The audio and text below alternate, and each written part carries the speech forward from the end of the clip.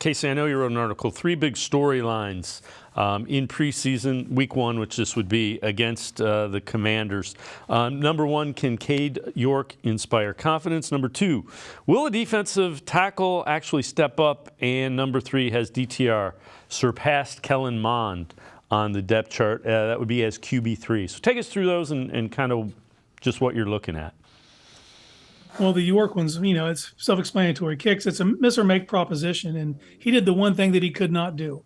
Get his first opportunity and just pull it. This team is too all in, too built to win now, to let the fact that they drafted a kicker drag them down. He's got to go out there and he has to make his kicks, point blank. If he goes out there and he's shaky at all, and they're not going to do anything right after the game because they're literally leaving Sunday for Philadelphia. But once they return from that trip, if he's shown that he cannot be counted on, they have to bring in another leg. If not just for competition, as a contingency plan, because you cannot allow that one guy to bring you down when he's easily replaceable. Yeah, defensive tackle. There's Tomlinson, and then it's kind of like I said last year. There's going to be opportunities, and nobody took advantage of them. Yeah. And we're still here, year 2, just pounding the table, going crazy here. And I still think it's kind of the same situation as York. I don't think that if something happens during this game, unless there's a major injury, I think they're going to roll with who they have to Philadelphia. But that'll be the ultimate proving ground. So they'll know when they get back from that trip if they have the player they need. But they just need somebody to show them something, a flash.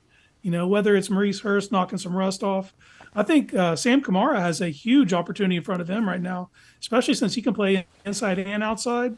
I think that's a guy that, 2 weeks ago wasn't on anyone's radar, but given the injury to Wright, and Wright was supposed to be that guy who could occasionally moonlight inside, he might be able to do that. I think this is a huge opportunity.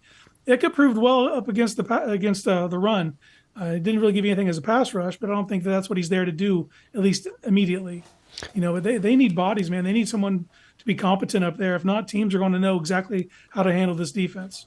And Dorian Thompson-Robinson, I know it was, a vanilla defense, but he just looked like he belonged, I guess. Yeah, he looked electric. That's how I'd put it. He just gave the offense life from the second he stepped on the field.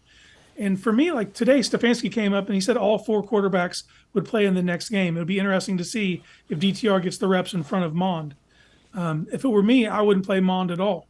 I think getting DTR or Mond's reps would be a priority because the way that it's set up this year, your third quarterback doesn't count against your game day roster. It counts against your 53, but not the 48 you have dressing. So I think that getting him as up to speed as possible has got to be paramount because he doesn't have to be the backup this year. That's the benefit they have. But they didn't draft him to be a third-string quarterback. They drafted him to be the eventual backup on this team. So just get the kid the reps. I think that, between him and Dobbs, I think the rest of the preseason is going to be pretty fun, to be honest with you. Defenses are going to be pulling their hair out. Yeah, I want to see more of them. I guess that's the ultimate compliment. You saw him play in the Hall of Fame game. I want to see more of them.